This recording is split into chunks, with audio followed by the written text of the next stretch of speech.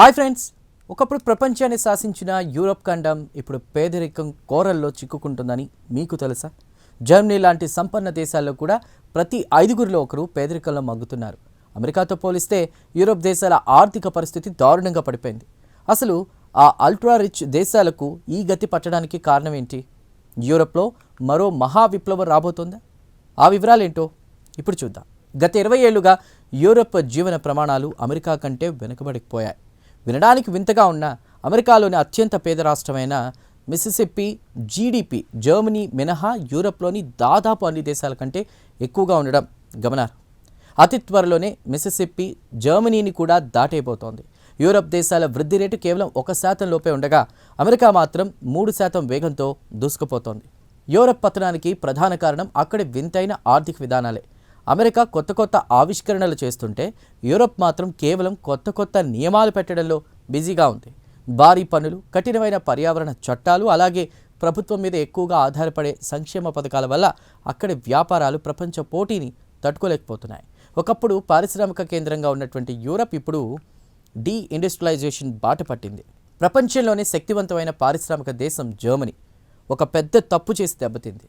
శక్తి వనరుల ధరలు పెరుగుతున్న సమయంలో తన న్యూక్లియర్ ప్లాంట్లను మూసివేసి రష్యా నుండి వచ్చేటువంటి చౌక గ్యాస్పై ఆధారపడింది.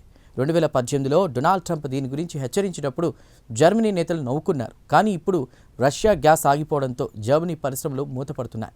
ఇన్నాళ్లు నవ్వుకున్న జర్మనీకి ఇప్పుడు చెమటలు పడుతున్నాయి. యూరప్లో ఆర్థిక సమస్యలే కాదు, స్వేచ్ఛ కూడా తగ్గిపోతోందని అక్కడి ప్రజలు ఆవేదన వ్యక్తం చేస్తున్నారు. చాలామంది బ్యాంకింగ్, ఫైనాన్స్ నిపుణులు జర్మనీని వదిలి స్పెయిన్ వంటి దేశాలకు వలస వెళ్తున్నారు. అక్కడ కూడా సమస్యలున్నా జర్మనీ కంటే తక్కువ ఖర్చుతో ఎక్కువ నాణ్యమైన జీవితం దొరుకుతుందని వారు భావిస్తున్నారు. చాలామంది యూరప్ పతనాన్ని చూడలేక నిజం ఒప్పుకోలేని స్థితిలో ఉన్నారని నిపుణులు చెబుతున్నారు. Austrian political analyst doctor Ralph Scholmer ఒక భయంకరమైన హెచ్చరిక చేశారు.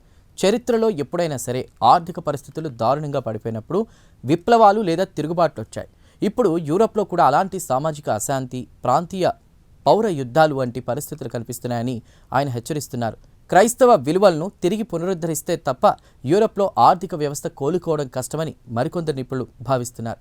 చూసారుగా, ధనిక దేశాలు కూడా తమ విధానాలు సరిగ్గా లేకపోతే ఎలా పేదరికంలోకి వెళ్తాయో యూరప్ ఒక ఉదాహరణగా నిలుస్తోంది.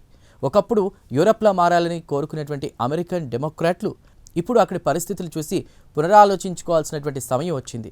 ఈ సంచలన ఆర్థిక విశ్లేషణ మీకు నచ్చిందని ఆశిస్తున్నా. దీనిపై మీ అభిప్రాయాలు కామెంట్ ద్వారా తెలపండి. వీడియో నచ్చితే లైక్ చేసి ఛానల్ని సబ్స్క్రైబ్ చేయండి. Thank you.